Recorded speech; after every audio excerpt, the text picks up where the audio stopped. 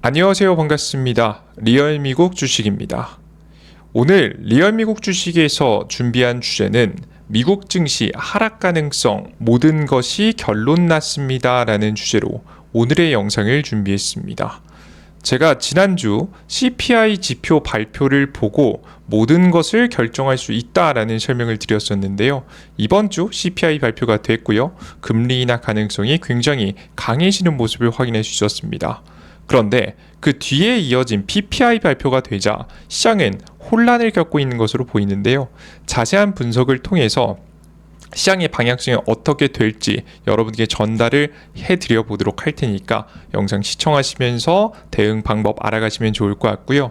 추가적으로 변수가 또 등장할 수 있지 않습니까? 우리가 꼭 알아둬야 되는 변수는 어떤 것들이 있는지 자세한 이야기 준비했으니까요. 영상 시청하시면서 조금이라도 도움이 되셨으면 좋겠습니다.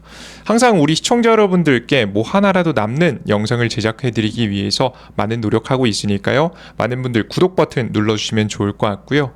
그리고 실시간 뉴스를 원하시는 분들을 위해서 저희가 리얼 미국 주식 속보까지 운영하고 있습니다.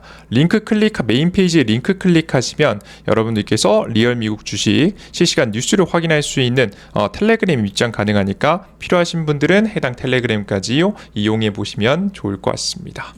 자, 간단한 설명 마치도록 하겠고요. 매주 두 번의 영상 진행해 드리고 있죠. 오늘 토요일 마켓 뉴스 시간인데요. 본격적으로 오늘의 영상 진행해 보겠습니다.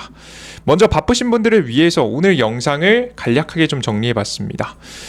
일단 우선 다들 알고 계시는 거죠. 미국 재무부 TJ 잔고로 인해서 이 TJ 잔고가 채워지는 과정 속에서 유동성 감소 이슈가 있어서 우리는 이때를 조심해 봐야 된다라고 설명을 해 드렸고요. 그런데 이번에 유동성 감소 이슈를 만회해주는 유동성 공급 이슈가 났죠. 바로 금리 인하가 구체적으로 나오기 시작하면서 증시 자체는 떨어지지 않고 오히려 소폭 올라가는 모습들을 보여줬습니다. 그래서 제가 이번 주 이 금리 인하를 방향성을 가릴 수 있는 CPI 지표 굉장히 중요하다 설명드렸는데요. 이번에 CPI 지표, PPI 지표가 발표 나왔습니다. 그랬는데 뭐 혼란은 있으나 결국에는 9월 금리 인하 가능성이 정확히 한 85%에서 뭐 90% 왔다 갔다 하고 있습니다. 거의 80%대에서 90%로 계속해서 높은 확률로 유지되게 되면서 결국 금리 인하 가능성은 계속해서 유지되고 있는 모습을 확인할 수가 있습니다. 금리 인하가 유지가 된다면 결국에는 증시는 버틸 가능성이 매우 높죠. 큰 흔들림이 나오지 않을 가능성이 높습니다. 이후에 8월 21일 잭슨홀 미팅 파월 의장 발언, 그 뒤에 나오는 8월 27일 엔비디아 실적 발표, 3분기 매출 가이던스, 그리고 9월 5일 미국의 고용지수 발표, 그리고 9월 중순에 나오는 CPI 지표 발표까지 추가적인 변수들이 몇 개 있긴 한데 그럼에도 불구하고 정말 특별한 문제가 나오지 않는 이상 증시가 일부 소폭 조정은 받을 수 있어도 급락까지는 나오지 않을 것 같다라는 예상이 좀씩 만들어지고 있습니다. 앞서 말씀해드렸던 바와 같이 아무리 CPI 지표, PPI 지표에서 문제가 나와도 금리 인하 가능성이 9월에 굉장히 높게 나오고 있기 때문이죠. 그래서 결국에는 적절한 조정 이후에 상승하는 증시를 우리가 예상해 보면서 대응하는 게 좋겠다라는 예상을 현재 하고 있습니다. 그래서 자세한 이야기 그리고 여러분에게 참고하셔야 될 만한 일정들까지 싹 다 정리해서 말씀드려 보도록 할 테니까 오늘의 영상도 집중해서 시청해 주시면 좋을 것 같습니다. 그럼 하나씩 진행해 보겠습니다. 자, 우선 유동성 전쟁이 일어나고 있습니다. 뭐 다들 알고 계시겠지만 짧게 설명드릴게요. 항상 부채 한도 협상 이후에 이 미국의 잔고죠. 미국의 재무부의 재무부 통장은 보통 정책 자금을 쓸 때 쓰는 겁니다.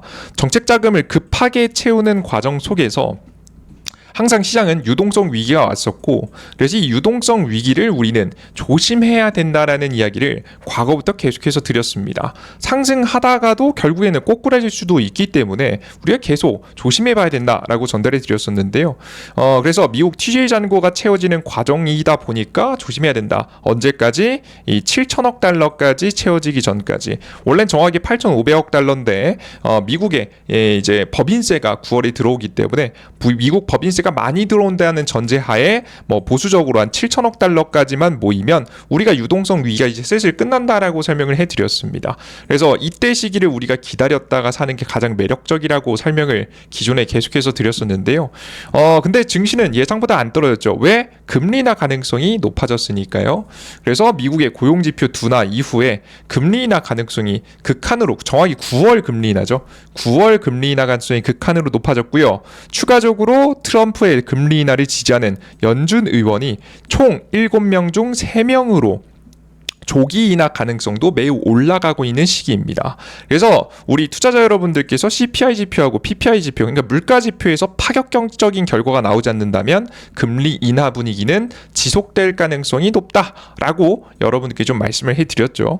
근데 결과가 물가 지표 반응을 좀 상세하게 좀 보겠습니다. 깊게 자세하게 분석해 봤으니까 참고해 보세요. CPI 지표는 근원 소비자 물가 지수는 예상보다 조금 높게 나왔고요. 소비자 물가 지수 근원은 이제 에너지 가격하고, 에너지는 원유, 뭐 천연가스 이런 것들이죠. 그리고 식료품, 보통 이게 변동성이 큰 것들을 뺀 게 근원 소비자 물가 지수고요. 근원 소비자 물가 지수는 예상보다 조금 높게 나왔고, 그냥 소비자 물가 지수, 에너지하고 식료품 가격이 포함된 물가 지수가 같은 경우는 예상보다 조금 낮게 결과가 나왔습니다. 이유가 뭐냐라고 하면 이제 미국의 원유하고 천연가스 가격이 낮아졌기 때문에 그냥 근원 이 에너지 가격을 제외한 것들은 조금 소폭 높게 나온 거고, 에너지 가격, 원유 가격이 워낙에 낮은 상태에서 유지되다 보니까 현재 그냥 소비자 물가 지수는 예상보다 조금 낮은 결과가 나왔다라고 보시면 되겠습니다. 그럼 한쪽은 예상보다 조금 높고 한쪽은 예상보다 좀 낮으니까 이건 좀 애매한 결과 아닌가요? 라고 생각할 수 있겠죠. 근데 상세하게 뜯어보면 사실 이게 관세로 인한 문제가 크게 안 생긴 것으로 분석할 수 있습니다. 왜인지에 대해서 자세히 한번 볼게요.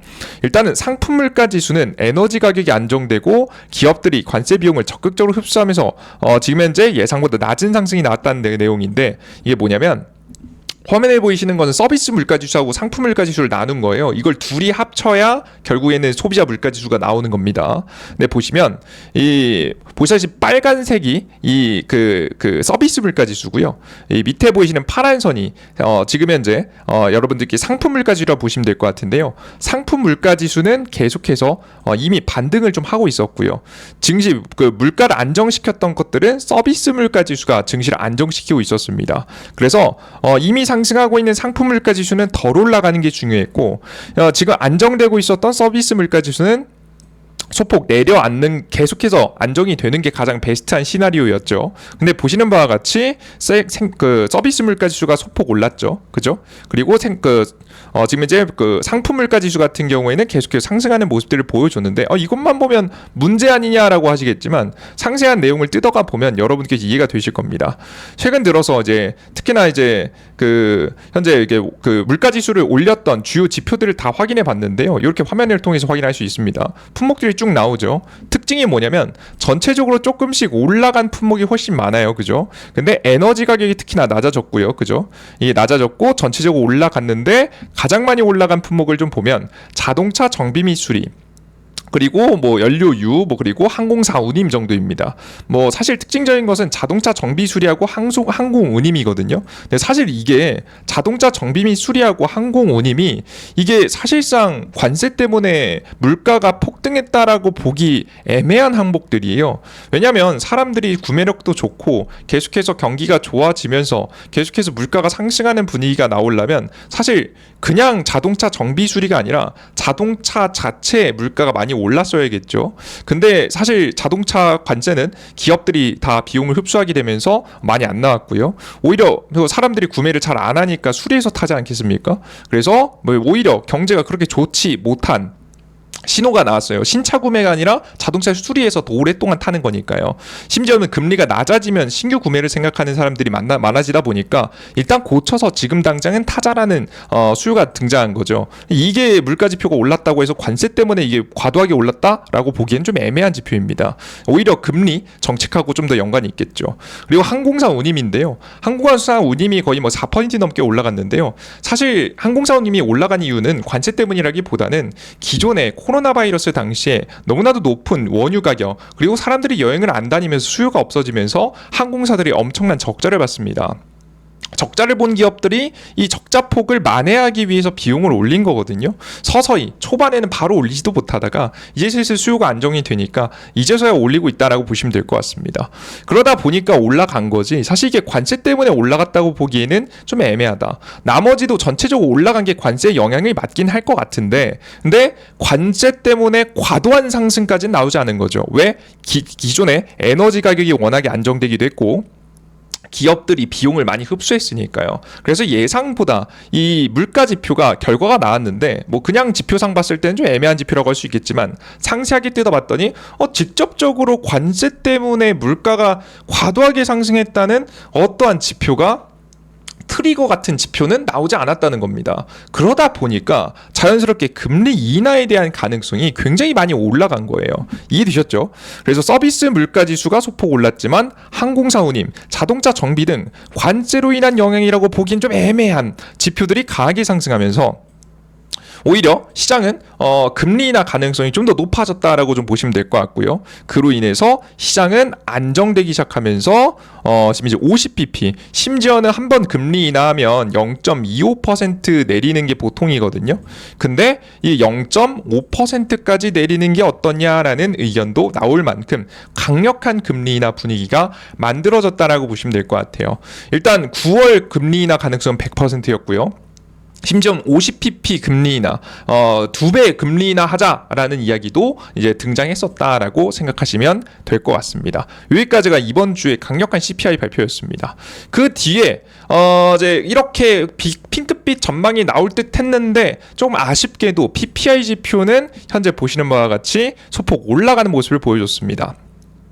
PPI 지표는 왜 중요하냐라고 하면 PPI 지표는 사실 그 어떤 지표라고 좀 보시면 될 것 같냐면 이 생산 소비자 물가 지수를 좀 선행하는 지표라고 보시면 돼요. 그 전까지는 계속 안정됐었거든요. 이게 계속 안정되다 보니까 CPI 지표도 안정되게 나온 거죠. 그러다가 이번에 강력하게 이제 소비자 물가 지수가 안정됐었는데 이제 생산자 물가 지수가 갑자기 오르기 시작한 거죠. 관세로 인한 영향이라고 현재 보입니다. 그래서 그러다 보니까 이거 뭐 빼박, 이거 뭐 어떻게 뭐 막을 수 없을 만큼 예상치보다 훨씬 더 높은 수치가 나왔거든요. 그렇게 되면서 자연스럽게 요 화면이죠. 이제 보신 바와 같이 예측치보다 훨씬 더 높은 0.9%가 생산자 물가 지수가 전월 대비해서 상승하게 되면서 그 관세로 인한 영향 때문에 물가가 올라가고 있는 것을 확인할 수 있었습니다. 생산자 물가 지수는 앞서 설명드렸던 바와 같이 소비자 물가 지수를 선행하는 지표로 해석할 수 있기 때문에 예상보다 더 높은 PPI 발표의 시작은 충격을 받았습니다. 그래서 100%에 머물던 9월 금리 인하 가능성이 깨졌고요. 그래서 한 85% 정도까지 내려왔고요. 그리고 50bp 인하 2배 정도 금리 인하 하자라는 이야기도 아예 사라졌다라고 보시면 될 것 같습니다. 그래서 CPI 발표만 나왔을 때보다는 조금 더 금리 인하 가능성이 줄어들었다라고 좀 생각하시면 되겠죠. 그리고 뒤에 이어서 발표된 미국 소매 판매인데요. 뭐 소매 판매는 간단하게 생각하시면 여러 가지 사용 용도가 있겠지만 미국인들이 구매력이 지금 살아있느냐 없느냐를 판단해 볼 수 있는 지표예요. 주기 얼마 좀 좋아졌다가 안 좋아졌다가 좀 반복하는데요. 지금 최근에 나왔던 건 예상보다는 소폭 낮았지만 미국의 소비력은 남아있다는 지금 플러스거든요. 그래도 플러스 남아있다는 지표 결과가 나왔습니다. 사람들이 구매력이 있다라는 소리는 무슨 소리냐면 추가적으로 제품들을 살 만한 여력이 있다는 소리고 제품들을 사면 높아진 물가에 제품을 사면 그게 소비자 물가 지수로 바로 반영이 되겠죠. 소비력이 남아있으면 물가 상승에 대한 우려가 좀 남아있다고 보기 때문에 뭐 엄청 심각한 정도는 아니지만 이것 또한 역시나 물가 상승에 대한 압력을 줬다라고 보시면 될 것 같습니다. 금리는 금리에 대한 영향은 당연히 좀 부정적으로 평가를 받을 수 있겠죠. 그래서 전체적으로 금리 인하 가능성이 조금 부정적으로 바뀌었다라고 보시면 되겠습니다. 완전 금리 인하 기대감에 막 들어차 있다가 가슴 목 끝까지 몸 정말 금리 인하로 가득 차 있다가 뭐 거의 뭐 금리 인하 2배 하자 이러면 거의 오바를 하다가 그런 오바하는 현상은 없어졌다. 좀 진정이 됐다고 보시면 돼요. 그래서 9월 금리 인하 가능성은 뭐 시기마다 조금씩 바뀌긴 하지만 좀 실시간으로 뭐 다양한 지표 나오면 조금씩 바뀝니다. 현재 가능성은 한 80%에서 90% 사이로 왔다 갔다 한다 보시면 될 것 같고요. 금리 동결 가능성은 한 15% 정도다라고 보시면 될 것 같습니다. 근데 저는 보통 이걸 보면 나오면서 이제 긍정적인 뉴스가 먼저 나오고 부정적인 뉴스가 나오다 보니까 많은 분들께서 다시 다 안심했는데 걱정되네로 생각하시는 분들이 있는데요. 여러분들 그냥 절대적 숫자, 그냥 비교적으로 생각하지 마시고 체감적으로 생각하지 마시고 절대적 숫자를 보세요. 금리 인하 가능성이 결국엔 9월에는 84%입니다. 결국에는 금리 인하 기대감은 계속해서 남아있다고 보시면 될 것 같고요. 그로 인해서 유동성 위기를 계속해서 막아주는 이 사실상 유동성 공급책이 아직 호재성 뉴스가 남아있다고 보시면 되겠습니다. 그래서 일부 오버했던 부분까지는 다시 소폭 조정은 좀 나올 수 있겠죠. 그렇다고 해서 사실 급락이 나오진 않거든요. 급락, 폭락이 막 이렇게 나오진 않으니까 여러분들께서 너무 큰 걱정은 하지 마시고 증시를 지켜보셔야 되지 않을까라는 생각이 좀 됩니다. 물론 TJ 잔고가 조금 더 채워지는 과정이 필요하기 때문에 저는 현재 상황에서는 증시는 소폭 조금 더 조정받을 수는 있을 것 같아요. 근데 우리가 생각하는 뭐 15%, 20% 급락 이런 급락에 대한 가능성은 매우 낮아졌다. 이번 지표 발표로 이해되셨죠? 이 정도로 정리하고 가면 될 것 같습니다. 아시겠죠? 참고하시면 좋을 것 같고요. 자, 그럼 남은 변수는 무엇이 있느냐 체크해봐야 될 것 같은데요. 남은 변수에 대한 해석도 간단하게 준비해 있으니까 참고하시기 좋으실 겁니다. 남은 변수가 뭐겠냐? 첫 번째는 미국의 8월 21일 날 오는 미국 잭슨홀 미팅이 있습니다. 해당 행사는 연준 의장들이 매년 참석하는 행사고요. 특히 파월 의장은 2021년도 인플레이션은 일시적이다. 이때 이제 이걸로 이제 망신 당했었죠, 그죠? 코로나 바이러스 시대 때 돈 많이 풀면서 틀려가지고 금리 인상했죠. 발언과 지금 이제 2023년도 인플레이션을 2%에 계속해서 잡겠다. 2%를 목표로 해서 지금 인플레이션 정책을 지금 진행하겠다. 금리 정책을 진행하겠다 이런 이야기도 했었고요, 그죠? 요런 이 이야기들 굉장히 중요한 이야기들을 이 잭슨홀 미팅에서 자주 했었어요.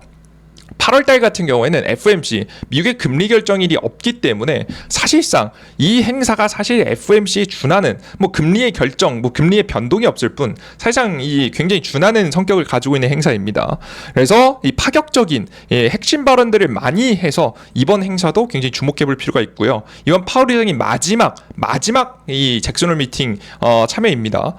파월 의장은 내년도 2026년도 5월달을 기점으로 해서 임기가 끝나기 때문에 지금 현재 이 행사가 마지막 행사입니다. 그래서 더 굉장히 중요한 발언을 또 하지 않을까라는 기대감이 남아있는 행사라서 주목해볼 만해요. 그러면 어떤 발언을 위주로 할까를 좀 생각해볼 필요가 있을 것 같은데요. 우선 기존에는 여름 데이터를 확인하고 나서 방향을 결정하겠다. 근데 방향 결정할 수도 있고 안 할 수도 있다. 항상 이제 말끝을 흐리긴 했는데 이때 이제 여름 지표가 워낙에 중요하니까 관세에 대한 영향이 좀 오는 이 지표가 워낙에 중요하니까 이때를 보고 결정하겠다라고 좀 얘기를 했었어요. 그래서 파월 의장 의견은 저는 이제 결국 동일하지 않을까라는 예상이 됩니다. 그래서 만약에 이제 나온다고 해도 PPI 지표가 조금 높게 나오기 시작했으니까 9월 지표까지 확인하고 금리 결정하자라는 이야기가 나올 가능성이 높습니다. 그래서 9월 5일 고용지표, 9월 중순 CPI, PPI를 한 번 더 확인하고 난 뒤에 9월 18일 날짜로 오는 FOMC에서 금리 결정을 하겠다. 이런 정도의 이야기를 하지 않을까라는 예상이 조심스럽게 됩니다. 아시겠죠? 근데 정말 특별한 얘기는 아니고요. 정말 원론적인 이야기를 꺼낼 가능성이 높다라고 보시면 되겠습니다. 이해되셨죠? 여태까지 파월 의장은요, 항상 이제 트럼프가 계속 괴롭히다 보니까 파월 의장이 되게 이상한 사람인 것처럼 생각하시는 분들이 있는데요. 생각보다 굉장히 자신이 말했던 것들을 최대한 지키려고 노력하는 사람이고요. 과거에 인플레이션은 일시적이다. 여기서 한번 당해봤기 때문에 자신이 선제적인 조치라기보다는 최대한 데이터에 근간해서 데이터를 기반해서 발표하는 걸 좋아하는 사람이라서 지금 이제 특별한 발언은 안 나오지 않을까라는 예상이 좀 되고 있긴 합니다.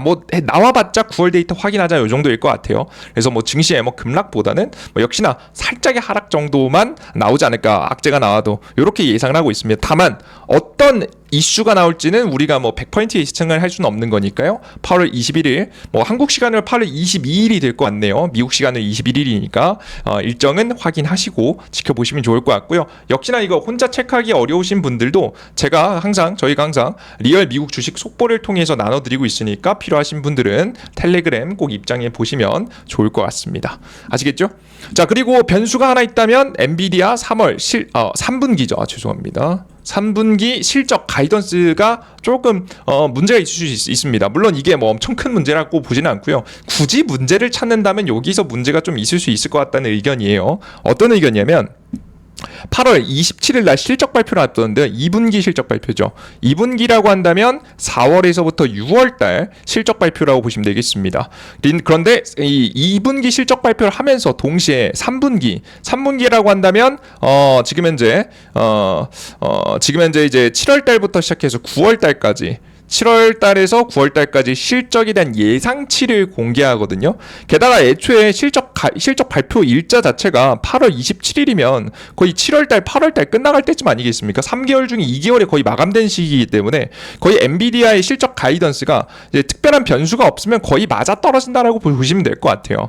그러다 보니까 이 가이던스가 중요한데 최근에 이제 실적이 악화가 될 만한 이슈가 있었습니다. 바로 중국의 수출용 저가형 지금 현재 H22 중국 수출이 일어나게 되면 이익이 15%를 미국이 환수하는 쪽으로 국가에 내는 쪽으로 결론이 났습니다. 그렇게 수출 허가를 받았거든요. 그래서 이익이 꽤나 많이 줄어들 만한 이슈가 하나 존재하고요. 그리고 중국의 백도어를 요거는 한 1% 엔비디아 영업이익의 1% 정도가 줄어들 거란 예상을 하고 있습니다. 그리고 중국이 추가적인 악재가 있는데 이렇게 이제 미국하고 미국에 적극적으로 좀 어느 정도 이제 뭐라고 해야 될까요? 그 협상을 좀 하는 모습을 보여주다 보니까 중국 입장에서는 H20을 사야 되나? 이걸 또 오히려 더 괴롭혀야 되지 않을까라는 생각을 했는지 엔비디아의 H20을 사지 말라고 사용 금지 권고를 내렸습니다. 사실 중국이라는 국가 자체가 현재 다양한 이제 사실상 이제 그 중국 기업들한테 그 사용 금지 권고라는 건 그냥 쓰지 말란 얘기거든요. 보통 보조금을 주는 경우가 많아서 말 안 들으면 보조금을 끊어버릴 수 있는 문제니까 사실상 이제 쓰지 않게 이제 유도하게 되면서 엔비디아의 실적 가이던스가 살짝 무너질 만한 가능성도 존재한다라고 보시면 될 것 같습니다. 요 악재가 조심스럽게 나올 수 있다는 것 정도 인지하시면서 바라보시면 좋을 것 같아요. 자, 그럼 결론을 내보겠습니다. 결론은 뭐냐?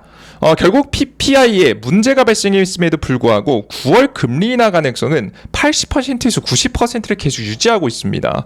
그래서 사실상 엄청난 급락까지는 나오긴 어렵습니다. 결국 금리 인하 가능성이 일부 남아있는 상황이고 결국 연내 금리 인하 2번 하나 3번 하나의 문제지 결국 2번 정도는 할 거라고 예상이 되고 있고 그리고 내년에 파월 의장이 결국 관두게 되면 지금 연준 의장 7명 중에서 4명이 이 트럼프의 정책을 지지하기 때문에 현재 금리 인하에 대한 추가적인 인하에 대한 가능성이 꽤나 높아지는 시기가 오게 됩니다. 그래서 금리 인하가 무너질 정도의 엄청난 충격은 현재 없기 때문에 당분간은 지금 이제 큰 문제가 없을 가능성이 높다. 그래서 위기는 좀 있을 수 있어도 적당한 눌림목이 나올 것이지 폭락까지는 안 나올 수도 있다. 여러 가지 이제 미국이 계속 쌓여가는 이제 문제점들은 있어요. 폭탄이라든가 이런저런 단점이라든가 문제들 저희가 계속 분석해가지고 유튜브에 업로드해드리고 있는데요. 근데 그런 악재가 터져도 완전한 급락보다는 적절한 조정 정도가 나오지 않을까 정도로 생각을 하고 있는 상황입니다. 그래서 여러분들께서는 시장 상황을 좀 지켜보시면서 추가 이슈 분석도 자세하게 좀 해드리면서 여러분들께서 시장에 대한 흐름을 이해할 수 있도록 저희가 많은 이야기를 계속해서 정리해서 올려드려 보도록 할 테니까 다음 영상도 기대해 주시면 좋지 않을까 싶습니다. 아시겠죠? 그 이외에 주요 지표 발표 이번 달에 남은 것 그리고 실적 발표 남은 것 간단하게 정리해 드리겠습니다. 이번 주에 제조업 구매관리자 지수 뭐 이런 것들도 물가에 영향을 끼칠 수 있으니까 중요하긴 하겠죠. 그죠? 서비스 뭐 구매관리자 지수, 제조업 구매관리자 지수. 근데 뭐 엄청 큰 폭으로 뭐 변화가 클 거라고 생각하진 않습니다. 엄청 클 것 같지는 않고요. 제조업 구매관리자 지수가 생산자 물가 지수가 조금 문제가 있었기 때문에 이 부분에서 좀 체크를 좀 해볼 필요가 있을 것 같고요. 가장 중요한 건 연방준비제도 의장의 연설입니다. 한국 시간으로는 20 22일 지금 현재 저녁 11시에 진행하니까요. 요거 이 뉴스 나오면 저희가 뭐 리얼 미국 주식 속보에는 다 올려드릴게요. 그리고 뒤에 이어서 미국의 GDP 발표 있습니다. 뭐 특별한 내용은 사실 많이 없고요. 그 밑에 근원 소비자물 소비지출 물가지수 요런 PCE 지표가 좀 나오게 되는데요. 이 PCE 지표까지 좀 확인을 하면서 좀 가야 될 것 같은데 특별한 문제가 없지 않는 이상 결국 9월 금리 인하 가능성은 꽤나 계속 유지될 것으로 보여지니까 여러분들께서 엄청 큰 악재는 걱정할 만한 이슈는 없다 정도로 생각하시면 되겠습니다. 그렇다고 이제 급하게 사지 마세요. 우린 기준이 있잖아요. 얼마만 사야 돼요? TGA 잔고 7천억 달러. 이해되시죠? 다른 기준 없습니다. 유동성 악재가 끝나는 TGA 잔고 7천억 달러 정도까지는 채워줘야 그때 가서야 좀 강력한 좀 매수를 할 수 있으니까 여러분들께서는 섣부르게 매수하시기보다는 좀 기다리셨다가 매수해 보시는 게 좋지 않을까라는 설명 다시 한번 정리해 드리겠습니다. 아시겠죠? 뭐 그리고 남은 실적 발표는 월마트하고 엔비디아 발표 있는데요. 뭐 가장 중요한 엔비디아 발표는 제가 설명 좀 드렸죠. 체크해 보시면 좋을 것 같습니다. 역시나 실시간 뉴스를 필요하러 하시는 분들을 리얼 미국 주식 속보 메인 페이지에서도 접속할 수 있게 만들어놨으니까 꼭 확인하시고요. 이 영상을 보시면서 조금이라도 시장 해석에 도움이 되셨다라고 하시는 분들은 구독 버튼, 따봉 버튼 눌러주시면 더욱더 유익한 영상으로 여러분들께 보답하도록 하겠습니다. 항상 잘 지켜봐 주시는 우리 투자자 여러분들 너무나도 감사드리고요. 저희가 항상 여러분들의 마음에 좀 드실 수도 있고 좀 안 드실 수도 있습니다. 그래도 여러분들 항상 여러분들께서 느끼실 텐데 여러분들께 최대한 시장에 대한 뉴스를 쉽고 여러분들께 이해하기 좋게 전달해 드리기 위해서 노력을 하고 있습니다. 여러분들께서는 해당 내용을 맹신하시기보다는 항상 참고하시면서 여러 가지 영상을 보시면서 좀 신박한 이야기들을 저희가 항상 찾아가지고 가져오고 있으니까요. 여러분께서 시장에 대한 흐름, 새로운 내용들 궁금하신 분들은 매번 시청해 주시면 좋을 것 같고요. 너무 여러분들께서 증시의 하락과 상승 요 부분에 포커스를 맞추셔도 맞추시는 것보다는 여러분께서 정보를 얻어가신다 생각하시면서 좀 더 시청해 주시면 좀 더 좋을 것 같습니다. 좋습니다. 여기까지 오늘의 영상 마무리해 보겠습니다. 모두 고생하셨습니다. 감사합니다.